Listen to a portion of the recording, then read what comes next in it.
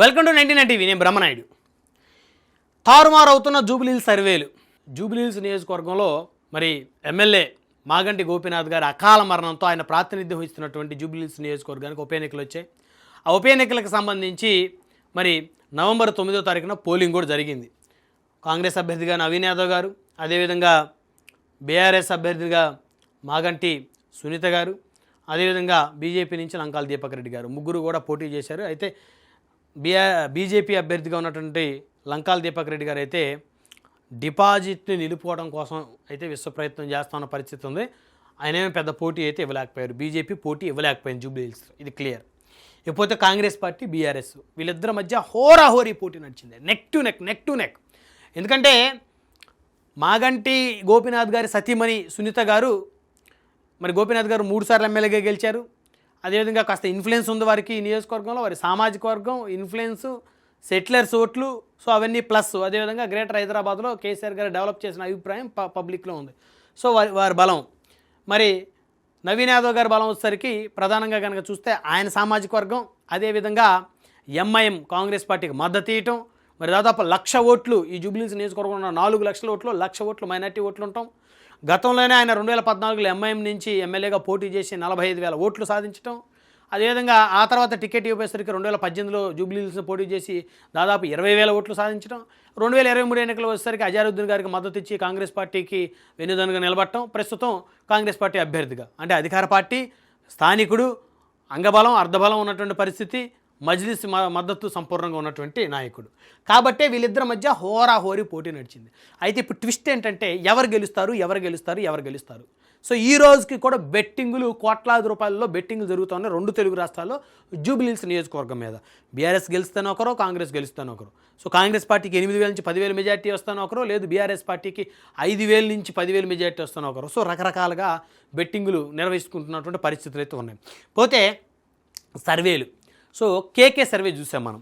So KK survey సంస్థ అంటే అందరికీ తెలిసినటువంటి అంశమే. ఆయన తెలుగువాడు, కేకే ఆయన పేరు. సో ఆయన 2024 ఎన్నికలకు సంబంధించి ఆంధ్రప్రదేశ్లో వైఎస్ఆర్ కాంగ్రెస్ పార్టీ 11 నుంచి 14 స్థానాలకే పరిమితం అవుతుందని చెప్పాడు. జనసేన పార్టీ 21కి 21 స్థానాలు సాధిస్తుందని చెప్పాడు. అప్పుడు అందరూ కూడా ఆయన్ని పాపం ఈయన పిచ్చోడు, ఈయన ఏదో చెప్తా ఉన్నాడు. జనసేన పార్టీ 21 అయింది. గత ఎన్నికల్లో పవన్ కళ్యాణ్ గారి గెలవాల 10 నుంచి 15 వస్తే గొప్ప. ఈ కూటంలో అసలు 10 సీట్లు అంటే వారికి గొప్ప, సగం సీట్లు వస్తే 21 అంటే ఇంపాసిబుల్ అని చెప్పేసి చాలామంది అనుకున్న పరిస్థితి. కానీ చివరికి ఏమైంది, కేకే సర్వేలో కేకే చెప్పింది నిజమైంది. అప్పటి నుంచి కేకే అంటే ఇండియాలో ఒక లెజెండ్ అయిపోయాడు సర్వే సంస్థలకు సంబంధించి. సరే ఇటీవల కాలంలో ఆయన చెప్పినటువంటి కొన్ని సర్వేలు తప్పైన అనుకుని పక్కన పెడదాం.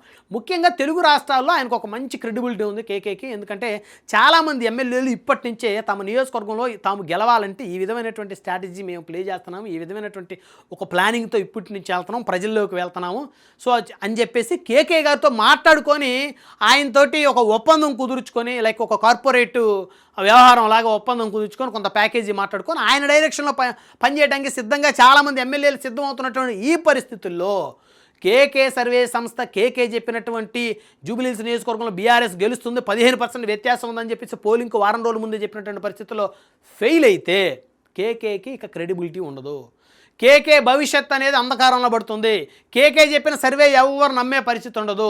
సో తర్వాత రేపు 29 ఎన్నికలకి కోట్లాది రూపాయలు ఆయన సర్వే సంస్థ ద్వారా ఆయనకు వచ్చేటువంటి అవకాశాన్ని కూడా ఆయన కోల్పోతారు. సో ఎమ్మెల్యేలుగా గెలవాలనుకున్న వ్యక్తులు, ఆల్రెడీ ఎమ్మెల్యేలుగా ఉండి కొద్దిగా మైనస్లోకి వెళ్ళిపోతున్నటువంటి వ్యక్తులు ఆయన సలహా తీసుకుని ముందుకు వెళ్దాం అనుకున్న క్రమంలో ఇక ఆయన క్రెడిబిలిటీ తగ్గిపోయిన తర్వాత మరొక ఆరామస్తాన్లాగా ఆయన తయారయ్యే పరిస్థితి ఉంది. ఎందుకంటే ఆరా సర్వే సంస్థ అందరికీ తెలుసు. ఆరామస్తాన్ ఉమ్మడి గుంటూరు జిల్లా చిలకలూరుపేట పట్టణానికి చెందినటువంటి వ్యక్తి.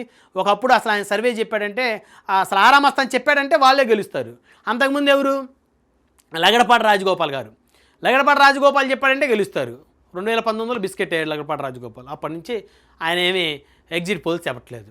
అదేవిధంగా ఆరామస్తాన్ 2024లో ఆంధ్రప్రదేశ్ ఎన్నికలకు సంబంధించి చెప్పి ఆయన బిస్కెట్ అయ్యాడు. జగన్మోహన్ రెడ్డి గారు గెలుస్తారు, 120 వస్తే 110 నుంచి 120 స్థానాలని చెప్పాడు, అయిపోయింది.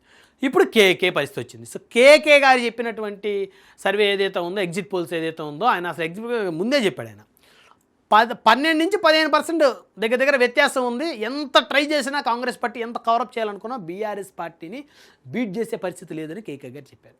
అంటే చాలా కన్ఫ్యూజన్గా ఉంది ప్రజలకి. అయిపోయింది, ఎన్నికలు అయిపోయినాయి. నవంబర్ 9వ తారీఖు సాయంత్రం నుంచి నాగన్న సర్వే అంట, ఆత్మసాక్షి సర్వే, సో రకరకాలుగా కొత్త సర్వే సంస్థలు. వీళ్ళందరూ కాంగ్రెస్ పార్టీ గెలుస్తుంది అని చెప్పేసి ఒక సర్వే సంస్థ అయితే పేరు గుర్తురావట్లేదు 8,000 మెజార్టీతో కాంగ్రెస్ గెలిచిపోతున్నారు. ఎగ్జాక్ట్గా మెజార్టీ కూడా చెప్పేస్తున్నారు వాళ్ళు. ఇది హౌ ఇట్ ఈస్ పాసిబుల్? నియోజకవర్గంలో కొంతమంది ఓటర్లు డబ్బులు తీసుకొని కాంగ్రెస్ పార్టీ దగ్గర ఓటేయడానికే పోలా, మళ్ళీ వాళ్ళ దగ్గర డబ్బులు కూడా వసూలు చేస్తున్న పరిస్థితి ఉంది. మరి ఎట్లా చెప్తారు 8,000 అని 7,000 అని 6,000? సో కాబట్టి ఈ సర్వే సంస్థల్ని నమ్మేటువంటి పరిస్థితుల్లో ప్రజలైతే ఇప్పుడు లేరు. చాలా కన్ఫ్యూజన్గా ఉన్న పరిస్థితి.